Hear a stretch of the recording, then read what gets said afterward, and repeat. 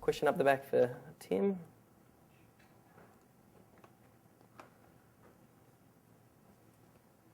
So, Google's amazing, really, isn't it?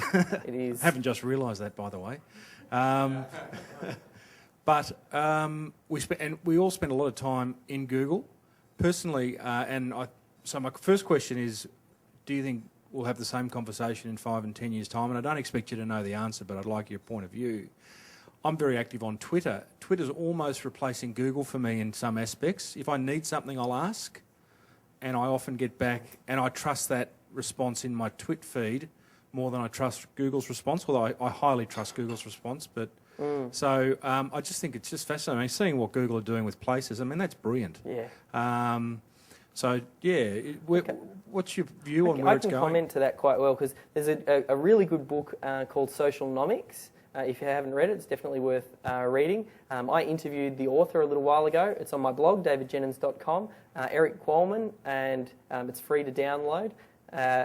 And that particular interview, he talked about this idea of this whole social space merging with search and people jumping over to things like Facebook. Like now, Facebook's traffic has overtaken Google, and his thoughts are, in the future, people will rely more on what it is that their friends have to say about a particular product or service that you're looking for, rather than searching on Google. So let's say, I'm about to go on a trip with my girlfriend to Malta in a few weeks, and if I am looking for accommodation in Malta, if I type that into Facebook and Pete comes a review that Pete did on TripAdvisor that says, I stayed here in Malta, it was a fantastic place, really enjoyed myself, that immediately becomes instantly more important to me, because that's Pete's, I trust Pete as opposed to just some random Google.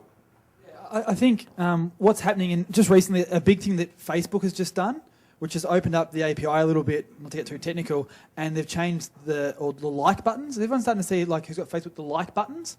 That's going to have a huge impact on the web in terms of how everything's going to interrelate, in that I think very shortly, and not in 5 years' time, in 18 months' time, that when you go to search stuff, I'll be searching dentists on Facebook to see Facebook pages, and then it'll show, little list my friends who have liked dentists. And I'll be using that as my referral as opposed to trusting Google, because it's that exactly the same as Dave said. I think that's coming very, very quickly. I know Dig.com, which is an online news aggregator, is doing something very, very similar. They're changing their entire site structure very shortly, and it's in beta at the moment with it, where you can go log into your Dig account and see what your friends and your followers are liking on the web, as opposed to just everybody. You actually have your own mini results page of just what are your friends liking and what are your friends looking at. And I think that's going to be very tied in with search too. So I don't know how Google's going to deal with that, unless Buzz. That was their attempt. That's their attempt, was Google Buzz, that they just didn't do very, very well with it.